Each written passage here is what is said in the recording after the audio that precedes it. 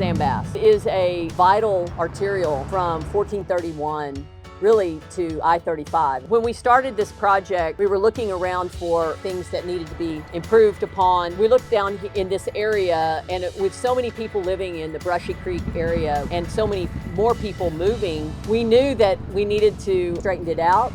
We made it a little safer, have the middle turn lane. Any project that comes about, there's always people that question the need, the cost, and we can see that, especially over the years that it's taken to get this project done, even more traffic on it. So I'm glad that we were able to do that. I think it's safer. We've seen that our long-range transportation plan has been successful. To go out and plan as something as aggressive as Williamson County did, where we looked at the total build out of the county and said, these are the lines that we will need. At least most of them. If we get most of them built, it will be a success.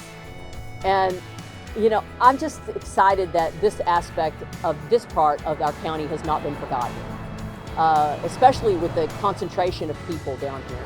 So thank you for being here. Thank you for the work that each of you did to make this a reality. And let's go cut the ribbon.